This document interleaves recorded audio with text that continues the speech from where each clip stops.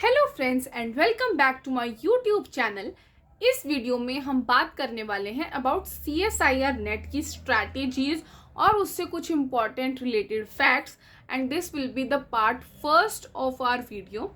इसमें जो भी आपके डाउट्स हैं उसको हम डिस्कस करने वाले हैं। अभी तक मेरे पास जो डाउट्स आए हैं सबसे पहले हम उनको लेंगे और जो भी डाउट्स हैं आप या तो कमेंट में पूछ सकते हैं, टेलीग्राम ग्रुप पे पूछ सकते हैं, मैं आपको लिंक दे दूंगी, या फिर मेरे डिटेल्स डिस्क्रिप्शन बॉक्स में है, आप वहाँ जाके मुझे मेल कर सकते हैं या टेक्स्ट DM कर सकते हैं regarding your doubts for CSIR। सबसे पहला क्वेश्चन जो रहता है दैट इज CSIR का स्कोप। तो सबसे पहले CSIR नेट अगर आप देते हैं in life sciences there are 3 cut offs. सबसे हाई कट ऑफ जाती है फॉर JRF। अगर आपके पास JRF है और आप PhD या फिर प्रोजेक्ट में एनरोल करते हो तो आपको अपने खुद की फेलोशिप मिलती है जो कि होती है 37,000 एंड अगर आप बाहर रहते हैं तो आपको एक HRA भी मिलता है।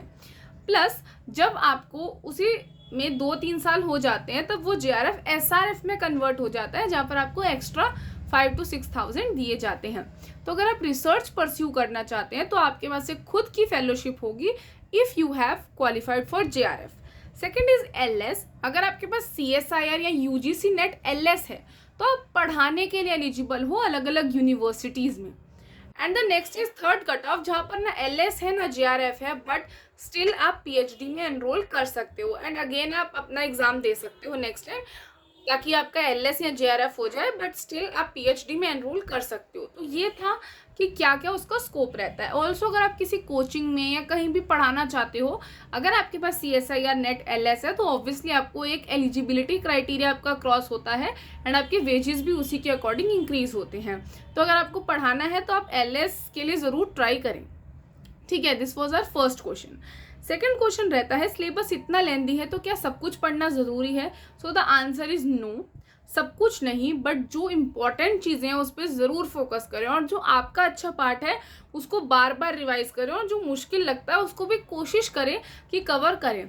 खास करके जो आपकी कोर बायोलॉजी की यूनिट्स हैं जैसे कि biochemistry, cell biology, molecular biology, methods in biology और जेनेटिक्स, ये आप नहीं छोड़ सकते हैं क्योंकि आप कहीं भी बाद में इंटरव्यू में चले जाएं आपसे बेसिक जैसे DNA की टेक्निक्स हैं, आइसोलेशन है, एग्रोस जेल है, पॉलीएक्राइलेमाइड जेल है, इसकी एप्लीकेशंस या फिर क्या क्या यूजेस हैं, वो क्या टेक्निक्स हैं या कैसे आपने लाइक सेमी कंजर्वेटिव मॉडल आया एंड आपका basic biochemistry, amino acids, proteins, Ramachandran plot, ये आपसे हर जगह पूछा जाएगा। सेल सिग्नलिंग, कैंसर, एपोप्टोसिस, और आप इसको एस्केप नहीं कर सकते हैं।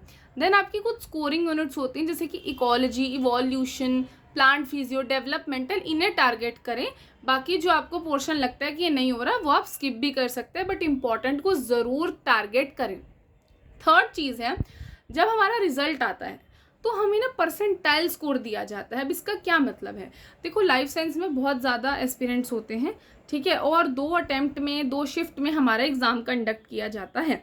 आपका जो स्कोर आता है वो परसेंटाइल में आता है। उसका क्या मतलब है कि सपोज जैसे कोई टॉपर है उसके 150 मार्क्स हैं तो उसके क्या है 100 परसेंटाइल। 100 परसेंटाइल डजेंट मीन कि आप 200 में से 200 नंबर ले आए हैं, नहीं। इसका मतलब है कि जो टॉपर के मार्क्स हैं दैट इज़ 100 परसेंटाइल, उसके रेफरेंस में आपने कैसा परफॉर्म किया वो आपका परसेंटाइल होता है। नाउ क्वालिफाई करने के लिए कितना परसेंटाइल होना चाहिए? तो आप अगर देखेंगे तो जनरल के लिए 99 परसेंटाइल से ऊपर जाइए for JRF। Now that means around 120 plus marks आपके सेफ साइड है। 115 से 120 के बीच में आपके मार्क्स होने चाहिए, ठीक है। तो ये है कि आपको कितनी परसेंटाइल चाहिए। नाउ 3 अलग अलग सेक्शंस होते हैं और उसकी 3 अलग अलग परसेंटाइल आती हैं। तो आपको ये भी पता होना चाहिए कि उसमें कौन कौन सी परसेंटाइल आपको चाहिए।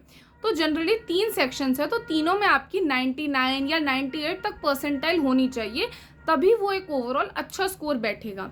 एंड मिनिमम जो है कि आपको अगर क्लियर करना है जनरल से तो 99 आपका होना चाहिए, LS के लिए 98 point something and third category के लिए 97 पॉइंट समथिंग या 98 ही आपको मिनिमम चाहिए। तो इसके लिए आप अच्छे से प्रिपेयर करो। तो ये थे जो आज के हमने 3 क्वेश्चंस लिए हैं बेसिकली जो थे स्कोप, सिलेबस में से क्या क्या कवर करें, परसेंटाइल और परसेंटेज में डिफरेंस, एंड आपको कितना स्कोर करना चाहिए। नेक्स्ट क्वेश्चन हम लेंगे अपने पार्ट 2 वाली वीडियो में। तो अपने जो भी डाउट्स हैं उसको पोस्ट कर दो कमेंट सेक्शन में या फिर डीएम में या टेलीग्राम ग्रुप में, मैं आपको लिंक नीचे दे दूंगी। आई होप आपके लिए ये वीडियो यूजफुल रहा होगा। अगली वीडियो में मैं लेके आऊँगी कौन सी बुक्स आपको पढ़नी चाहिए, स्टैंडर्ड, पाथफाइंडर, और कौन सी स्ट्रैटेजीज फॉलो करनी चाहिए जो कि टाइम भी सेव करेंगे और प्रिपरेशन भी स्ट्रॉन्ग करेंगे, ये हम नेक्स्ट वीडियो में देखेंगे। तो please do like this video, subscribe to our channel and do comment your doubts. Thank you very much for watching till the and.